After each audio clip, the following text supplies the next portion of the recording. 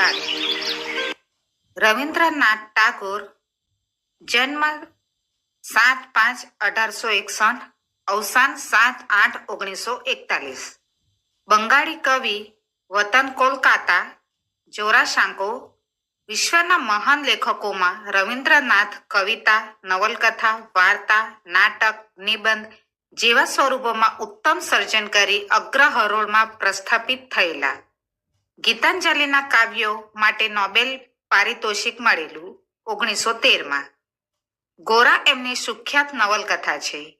એમણે વિકસાવેલી સંસ્થા શાંતિનિકેતન દેશ અને દુનિયામાં પ્રખ્યાત છે. ચિત્ત જ્યાં ભય શૂન્ય છે, શિર જ્યાં ઉન્નત છે, જ્ઞાન જ્યાં મુક્ત છે, ઘર ઘરના વાળાઓએ જ્યાં રાત દિવસ વસુધાના નાના ટુકડા કરી મૂક્યા નથી. આ પંક્તિમાં કવિએ પિતા એટલે કે પરમાત્માને ભારતને જગાડવાની અર્થાત જ્ઞાન આપવાની પ્રાર્થના કરી છે.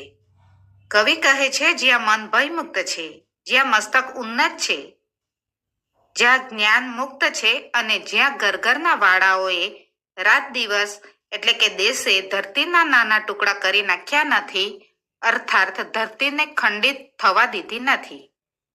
વાણી જ્યાં હૃદયના ઝરણામાંથી સીધી વહે છે, કર્મનો પ્રવાહ જ્યાં રૂંધાયા વિના દેશે દેશે અને દિશાએ દિશાએ સતત સહસ્ત્રવિધ સફળતા પ્રતિધસે છે.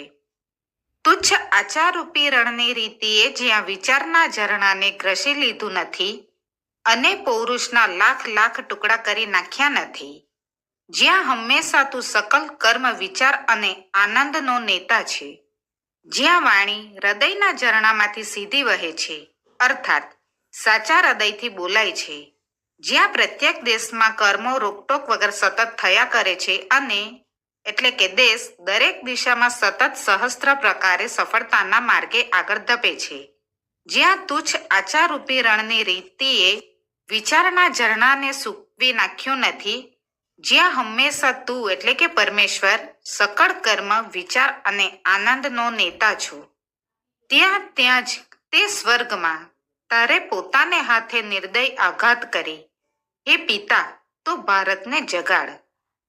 ત્યાં જ સ્વર્ગ છે, તારે પોતાને હાથે નિર્દય આઘાત આપીને પણ હે પિતા તો ભારતને જગાડ, અર્થાત પ્રજાને જગાડ, જેથી પ્રજાના કર્મોથી ભારત દેશ પણ સ્વર્ગ બની રહે.